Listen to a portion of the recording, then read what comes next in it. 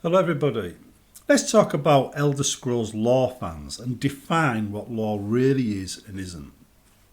Now, we'll start by defining it and then moving on to what the fans are and the differences. Lore, game lore from a Skyrim perspective or Oblivion perspective or Elder Scrolls perspective is whatever Bethesda put in the game. That is game lore. Just reality. Anything we put in as modders isn't game lore. But it can be lore friendly, as in it fits with a game lore.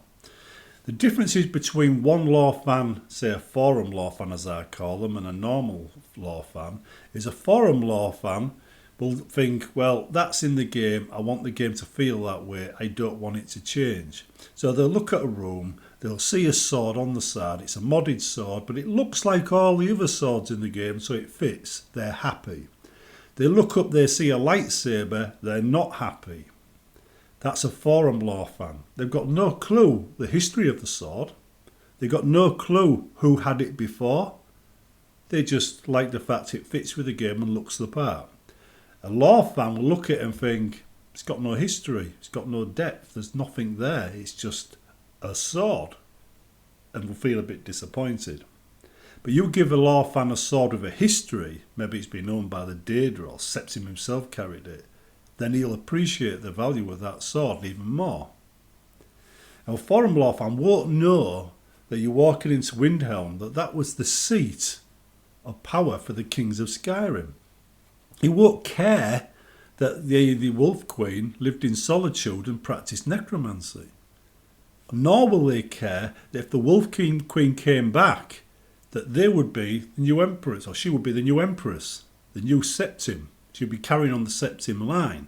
So when you're doing that quest in Skyrim where the Wolf Queen's coming back, if she did come back, she would become empress of the empire, because she would be rightful heir to the Septim throne, and also a necromancer, which was very bad for Skyrim back in the days, which is why they didn't want her coming back.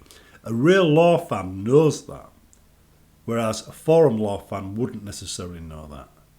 So when you walk into a room and you know the earliest kings and Skyrim lived in that room, slept in that room, a real lore fan would know that when they walked into the palace in Windhelm. A forum lore fan wouldn't care about that. So the difference is there. You can see the subtle distinction. If you were actually going to learn lore for the first time, you'd start with the obvious. What is the Dragonborn? Who are the Falmor? Why did the Empire collapse, when you're doing the Civil War? That kind of thing. You'd pick it up as you were going through the main quests. And eventually you'd get a rough outline of everything, but you wouldn't understand any of it. Because you see, there's a point you reach when you're reading into the lore, reading the lore from the books and the other documentations out there, where you realise it's man versus elf. And suddenly there's pantheons involved, gods involved, Shaw and whatever, And then you realise most of the human gods tend to be the same, but given different names according to which region you're in. Then you've got the elven gods, and they've been fighting each other over the creation of Nairn. And, the elves feel betrayed. The humans feel like liberated in a way because, when they created Nairn, the elves felt that they were plucked one furious, where the humans don't have any such belief. So they're not fazed by that. Then you get into Lorcan, the god that tricked the gods into creating Nairn in the first place and took away their powers and himself became part of Nairn. The heart of Lorcan is basically the heart of Nairn. So without him there would be no Nairn. So the Daedra laugh at the Aedra for giving up their powers to make Nairn, because the Daedra didn't. They refused to help. Now they're fighting over who owns Nairn. You see? It says whereas the Aedra don't. Akintos doesn't.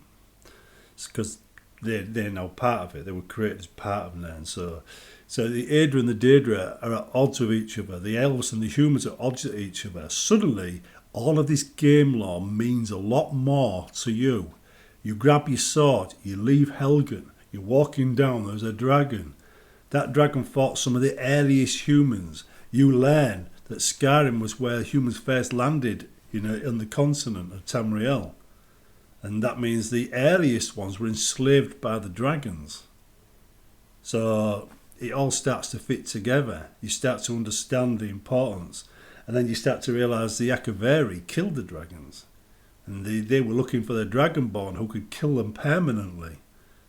This is something you got introduced in Skyrim. A person that could permanently kill a dragon.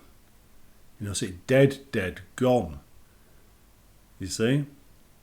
Now anyhow, all of this game lore comes back and it explains a lot of the things.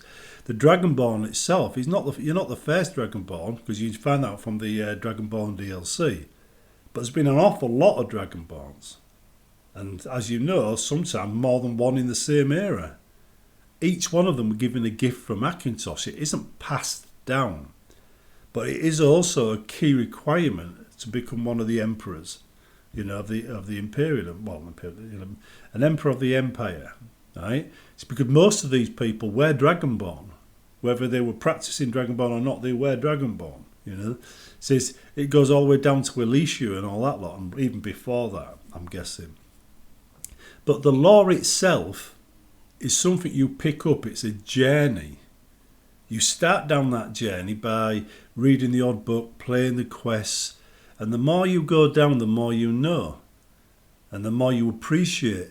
And any real lore fan would tell you that this journey is the important thing, not the destination. The direction. Like, you might read all the human side of the books and be an expert on humans but not know anything about the elves. That makes you fantastic at playing a Nord, but useless at playing an elf. Then you start learning the elven side, and suddenly the bigotry and the hatred that goes on between the two sides start making sense, and your character can adapt and become even deeper because of that extra knowledge. But if you're not a lore fan, if you're a forum lore fan, none of that makes any difference. That depth is just superfluous. It makes no difference whatsoever to you. So if you are actually getting into the lore and you're learning it and you want the game to be in its original state, you should follow the lore, read the books, learn the depth, understand the meaning of Solitude and Windhelm, and the Imperial City, all of these things. Understand what happened in Elsewhere, understand what happens in Valenwood and these places, so you can see the interactions, and Blackmarsh, for example. Because then everything makes sense, everything falls into place. Morrowind used to enslave the Argonians. The Argonians invaded and wiped out their capital city of Mournhold. So now Mournhold isn't the capital city of Morrowind anymore, it's Blacklight, and you learn that in the Dragonborn DLC. So these are all things that adds the depth to the game that would increase your enjoyment of the game and allow you to keep coming back and playing it again and playing it again and playing it again and on and on and on. It's the difference between walking into a room and feeling the history and walking into a room and feeling nothing. That's what lore makes. That's the difference lore makes when you're playing the game. It's why people are so protective about it. And forum lore people like to be on board with this without being on board with this. It's a kind of a fake lore, if you know what I mean. They just want it to feel like the default game. And that's where their interest ends. Real lore fans want to know what that castle is, what that hill is, who that person is. And that's where their interest comes from, is knowing all of this. Anyway, have a think about what I said. And remember, how much you learn is your choice. It's a journey you have to take. And it doesn't matter how far down the road you get, there's always more to learn. So you're not wrong, you just haven't learnt it all yet. And I don't think you ever will, because it's an ongoing story. So I'll see you in the next one.